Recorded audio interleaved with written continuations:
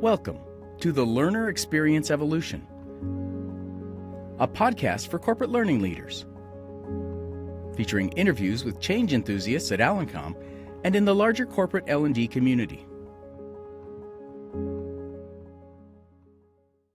I'm excited today to be joined by Dr. Shveta Miglani. Dr. Miglani is part of our Learning Leader Connect network, a group of people that meet every other month to talk about innovation and how to do better, both in the talent and in the L&D space. I won't take a long time on any of this, but I do want to introduce Dr. Miglani, and she's going to talk about herself a bit, and then we're going to dive right into it. So I'll call you Shveta if that's okay for the podcast. Okay, so why don't you talk a little bit about your journey into talent, and then we'll take on some of the great topics we want to talk about. Well, thanks, Ron, for inviting me for this amazing podcast. My journey has been a little unplanned. I was supposed to be a journalist when I came to the US to actually do my master's, and then decided, well, I'm much better as a designer, as a people person. And I moved and I did my master's then, not in journalism, but rather in instructional technology. And that's how my journey really started. It's been 25 years. In that journey, I've had the pleasure of working in amazing tech companies like Google, Salesforce, SanDisk, and more recently, just Micron. And it's just been an amazing journey of learning from how cognitively people actually understand what they have to learn for their current roles, how we as organizations can help them to get better, and then what role do we play. So it's just amazing, and continuous learning has been the key for my growth. Yeah. I'll also mention that you are a published author, and we'll talk about that later in the podcast. And what I like, and I've always said that between talent and L&D, the lines are blurred, that you've made kind of that transition from L&D to talent and maybe back and forth. And that's a great place for insights. And I hope we can tease out some of what you've learned along that journey for these amazing companies. Let's get into some of that journey. Specifically, a big issue that's preoccupied our space now, and I think that is bringing talent and L&D together, is the move to the skill-based taxonomy or platform. There's a lot of technologies involved, but it's really a basic relook in how we define our workforce and how those definitions drive our growth and our success. Let's talk about that a bit. What was your first engagement with the skill-based taxonomy, and where have you taken it throughout some of the jobs you've done? Yeah, I'll take a step back. When we think from an L&D perspective, I've always seen companies talk about, so what should we design for the business? Well, the easy answer is talk to the business partners or talk directly to the business leaders. And in the last few years, one of the things we were noticing that the space is changing so fast in the tech industry, at least, and I've heard the same in healthcare, heard the same thing in finance, that even leaders are looking at the HR leaders to say, you tell us what are the emerging skills and where do we need to focus our time and efforts on. And that's when I have always seen either sometimes people end up getting a template and saying, let's focus on these 3 skills that you're seeing other companies do, or something that they are pulling out from their old playbook. Yeah. But the reality is the best way to actually design a roadmap for your businesses, for your companies, is actually understanding not just what the business wants, but also working with the best benchmarking systems in the industry. For instance, you have systems like Lightcast or so many other vendors that provide emerging skills in front of you. Taking that, working with the recruiting team to understand where we are, doing workforce planning with the organization, and then coming up with the idea, do we build, borrow, buy, or bought? Those are the 4 areas that people are working on. And I think that's where skills really plays such a strong role, is because it helps you to see the gap. It helps you to then create a roadmap and a strategy, not just from an L&D perspective, but even from a talent management perspective. And honestly, from a whole HR perspective, to say, where do we hire? Where do we place our bets? Where can we actually build those skills internally? And what do we do internally when we have larger companies? So for instance, my last company, we were a manufacturing company, and we had a lot of knowledge in Asia because, as we all know, in the US, manufacturing had left for the longest time. But now with manufacturing coming back, one of the best things we did was we actually did a lot of assignments for our Asia region leaders, the borrow piece, right? In that build, buy, borrow, to come here and set up the teams for the next 2 to 3 years, because that's the fastest way we could get that knowledge in. And I think that's one of the best ways to utilize skills. That's where I was introduced. And that's when it helps you to create those next steps and those next roadmaps. So, to be a little of a devil's advocate for the sake of this conversation, those of us that have been doing this for a long time, Alencom started, in more knowledge-based activities, competencies became very popular. We're doing a lot of manufacturing training because of all the manufacturing that's supposed to come back to the U.S. Where have skills given us better resolution than, let's say, a competency-based framework or knowledge-based framework? Things we've used in the past. What is the innovation you believe will come out of this newer approach around skills? I think a couple of things. One is ease of understanding the whole approach. I have been part of the competency, I would say, journey myself, getting certified in that, trying to educate leaders. I think for our own, I would say, negative part in HR, we overcomplicated it. We made it very hard for people to understand. And when I say we, I mean within organizations. I'm sure the founders of competency, I don't know who they were, but whoever came up with it, brilliant idea, really good thought on paper, but the application of it was getting tough. And that's where people loved the idea, but they got lost in the circles. Skills, on the other hand, has been much more easier to not just access, but also to understand and to actually deploy within the systems that we have. So, for instance, during the competency journey, we still didn't have systems that helped us to plug and play fast.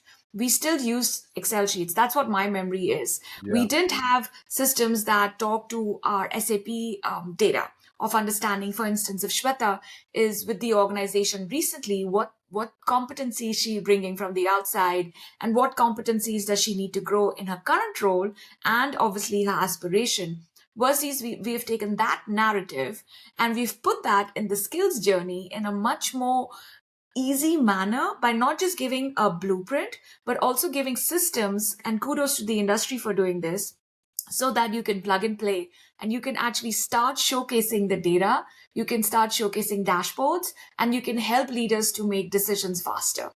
So for our listeners, it's really two aspects which you mentioned, which I want to highlight because I think they are the core of a deeper discussion, let's say between skills, competencies, and knowledge, is that unified language.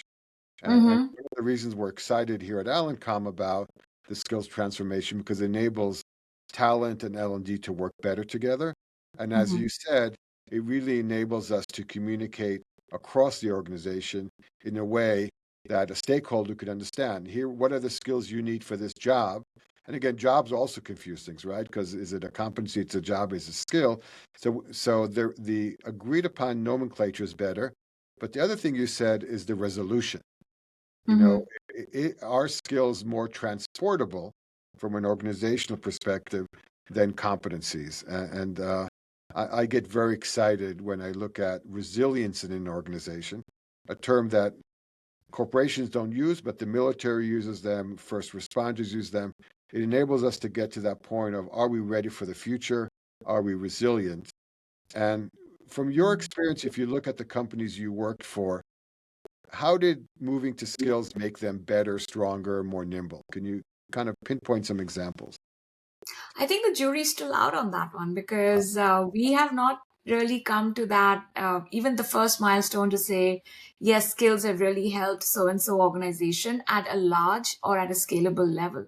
Now, at a smaller level, I've seen a lot of changes. So, for instance, one of the companies I worked for, we wanted to, same thing when we were doing workforce planning, looking at what the business needs, there was a lot of discussion about data analytics, and the company needed more analysts around data.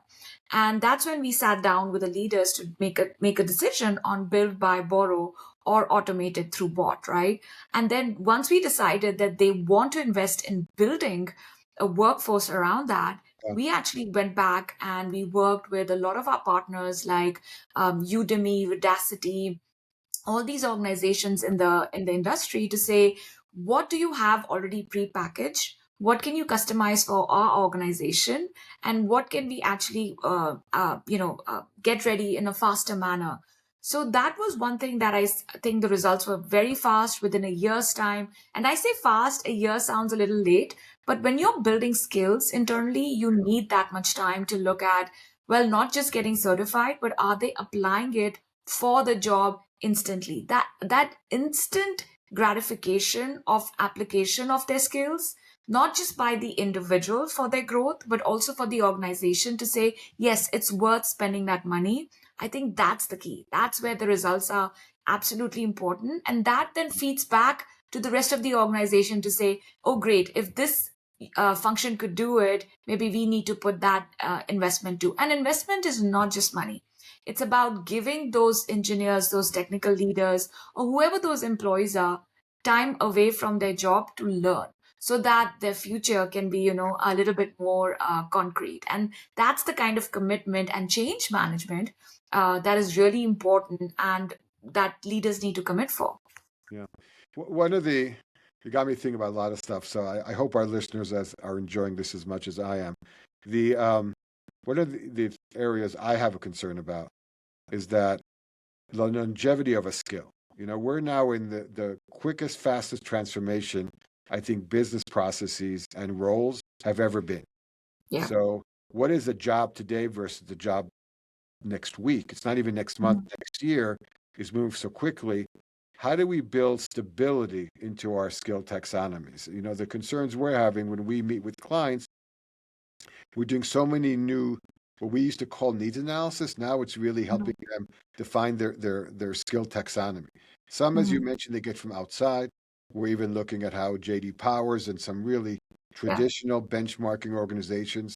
And then we also have all the data coming out of LinkedIn, or which they've mined for years. How do we inject more stability into the skill taxonomy when the jobs are changing so quickly? That's my first interesting question. And my second is, how do we control our leadership inside the organization from thinking that a skill is really basic and stationary versus how business constraints can change how they define even what a skill should be. So let's talk a bit about how do we build resiliency into our skill taxonomy. So Ron, I think both the questions are interrelated, especially the second question that you had there, because at the end of the day, the stability or resilience, as you said, they both come from the organization giving space to the employees in making time in building those skills. So when I talk to mid-level professionals in companies where they have been there for 6+ years and or going all the way to maybe even 20 years, the biggest problem that they face is, yes, they're doing their job. Maybe they had some talent mobility within organizations, but they don't get the time to go beyond what they can. And the organizations sometimes take very swift decisions to say, oh, great, so-and-so is, not going to be part of the future or the new org. Let's let go of this team or this person. And mainly it's the teams that we are seeing getting rid of. And that's where the leadership needs to play a stronger role. And I think HR, talent management can play such a big role in this, in being proactive, looking at the skills and the job architecture of what their organizations already have, understanding what skills are being needed today. And I'll just pause there for a second before I talk about, the whole summary of this question, which is, unfortunately, even HR doesn't know what skills are there today that people have. Only reason is because a lot of work has been done on Excel sheets. Those Excel sheets, maybe they were sitting on people's laptops. If they left, that knowledge has gone out from the organization. So there has not been a single source of truth to say, today, here are the jobs that we have and here are the skills everybody has. Yeah. So even the baseline is so unstable at this point. And the companies who have had that data, for instance, Microsoft or the larger companies, they have been proactive in making sure that they're looking at their job architecture and saying, okay, these are the job descriptions, these are the skills that we have inside our company. And this is where we can help them to create a roadmap for the future. And stability comes from constantly giving the opportunity to learn for those companies. So I do a lot of consulting also. So I talked to a company, but they said, oh, we've not even done any management fundamentals training for a long time. So that is where I get a little bit scared, because I know those organizations have not given any learning opportunity to their employees. So when the time comes to shift or to actually learn a new skill, they're going to have a hard time. I give this example of going to the gym. If somebody tells me go and lift this much weight in the gym, suddenly one day I won't be able to do it because I've not built that muscle. That must. Learning and cognitive learning is the same thing. You need to build that muscle on a regular basis. So I'll give you a fantastic example. A country like Singapore does these 5 to 10 year roadmaps, and they actually give their people money to learn. They don't tell you what to learn. They say, just keep on learning. You can learn to garden, you can learn to cook, you can learn to any Python, you name it. But as long as you're continuously learning, you're building that muscle. And today, they actually have a centralization within the government that looks at all the skills that their people have, which is, I think, a fantastic approach in the long run. So I think, to answer your question, coming back to the summary, is it comes back to the leaders in the organization to be able to be proactive, give commitment, time, and effort to the skills strategy, and then it's upon the employees to adopt it. I think employees are hungry, but they are scared sometimes that if I take time away from my day job, will my manager get angry, right? But if you build a culture where learning is the most important piece, that's where the stability will come in. Yeah. It's again, when I talk to some of our clients who are using a lot of the platforms that are out there, um, the ROI, or what sells the project, is I could do a better job hiring faster, but more importantly, I could find the needs of my organization within my organization, right? There's a high cost of hiring from outside. So the ROI, just by shifting the outside to inside, my challenge is I find that very tactical, Hmm. because when I talk about resilience, it's more about into the future, kind of what you mentioned about Singapore. And Mm-hmm. this is where, as an organization like Alicom that tries to advise clients on setting this up better for the future and then support those processes, we're seeing that the value chain can break. So the value Hmm. chain, okay, I've just adopted Workday, skills framework, and then maybe I even have Eightfold to give me more AI into how I'm going to project it, or maybe I will be an early adopter of Asana, so I can actually take those skills and create some learning interventions around those skills and do Hmm. better measurement. Is that they're relying a lot on self-reporting. So Hmm. talk to me a bit about the assessment side, because one of the ways to ensure, when we were doing competencies, it had inside a very assessment-based format. While Hmm. skills are more about, hey, here's a job we need. We have a technology-based up to see who has had those skills, who says they have those skills. How do we interject more assessment, Hmm. or more checking into the whole skill framework? So that's such a great question. In fact, we had an example in my previous company where the company was so large and every organization had their own way of assessing, where somebody wanted a rating scale of 5 versus somebody wanted something simple as basic, intermediate, and advanced. So when we were building the blueprint within Workday to identify the assessment pieces, that's where something that we ran into. And I'll go back to change management that we as leaders had to work on to get agreement on what is the right way to move forward. So once we agreed on it, then came the part, like you mentioned, how do we make sure the assessment is accurate or fair? Does the individual go in and actually just put in, I am advanced at this level? And then what do we do for a second level of assessment? So we actually, as a technical company, wanted to make sure that the leaders had a say in it, and the leaders felt that they were part of the process, not just the employees. So we did it in phases, where we didn't do an immediate leader assessment, which was if Shweta goes in and she puts in she's advanced in communication, my manager won't see it immediately. We let it sit for 6 months. And we actually encouraged our employees to have those conversations with their managers before the managers gave their assessment confirmation within the system. Reason being is, for most of us who have gone through performance management in our lifetimes, a lot of what gets documented stays, it sticks. And that creates a fear piece within the organization and the people. And then they don't want to give accurate assessments, or they don't even want to fill up because they go like, oh, I'll do it later. So they found procrastination as a way of getting away from it. Yeah. And lastly, I would say the industry was also not helping with so much news about layoffs, right? So when you go to somebody who's been with the company 6, 7 years above 10, 20 years, and you ask them, hi, Ron, here's a system, go in and put in your skills that you think you're good at. Suddenly they're thinking, oh, wow, why do they need my skills now? So there was a lot of pre-work that we had to do to make sure they understood that. And so that's how we tackle that, is defining what that level of assessment looked like and that what approval looked like. Now, one difference we had was at the VP level, reporting directly under the executive management, that we had a third level of assessment there where we had the business partners also provide some input.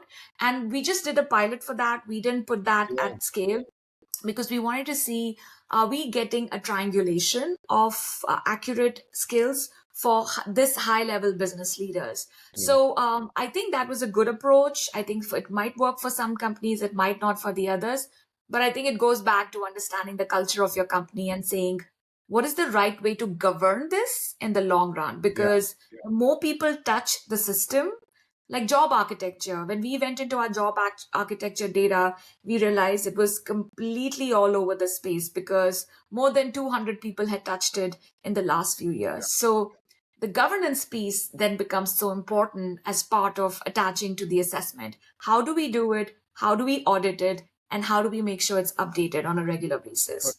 I think you bring up an important takeaway, as we could spend hours just discussing this, is that the easy part, which in itself takes time, is Mm-hmm. to set the threshold. These are the skills I need, and connect them to jobs or connect them to any other structures, roles or jobs in my organization.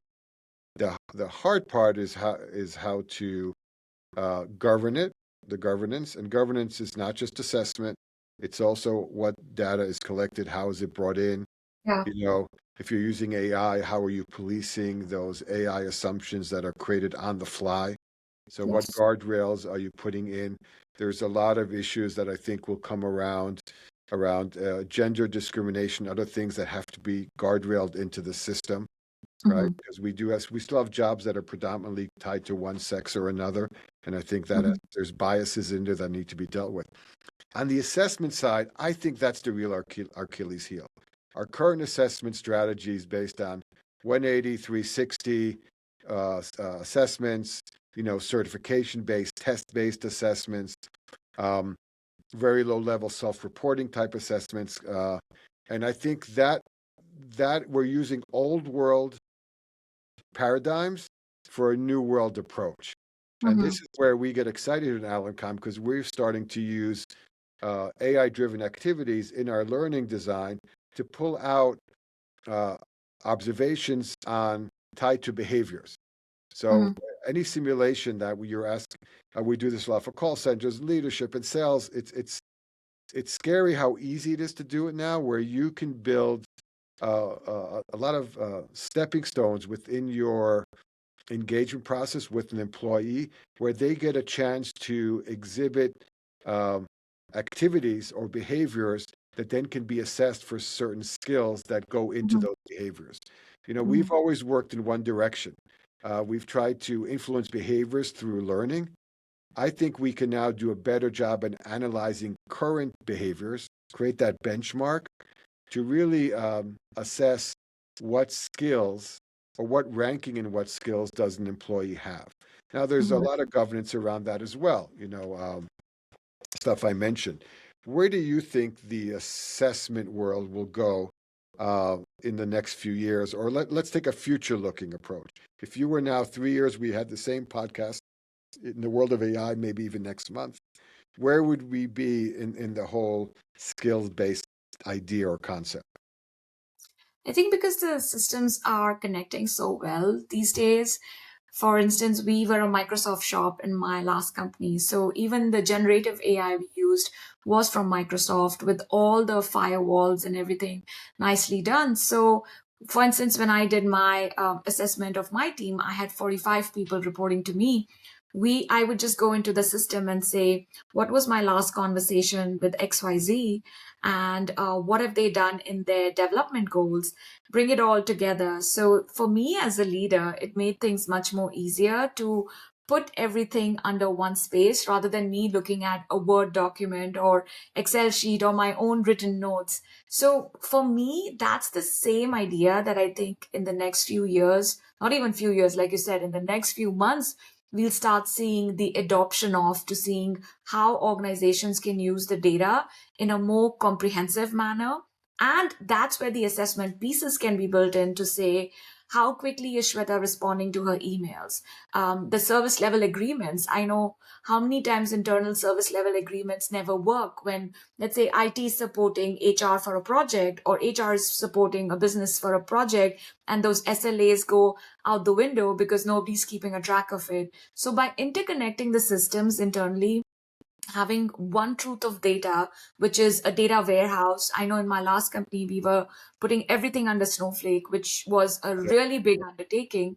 But those are the things that we have to do as organizations because we can have the best laid ideas to say, let's get in this system, let's put in this philosophy in place. But if they don't talk to each other in the back end, it's still going to be so much manual work for that individual, for that leader to actually I get results agree. or to make decisions. And assessments are going to play a big part under that umbrella, right? And so the philosophy and the framework can still be the same fundamentals, but how we use it within a system is something that I think is going to be adopted much faster.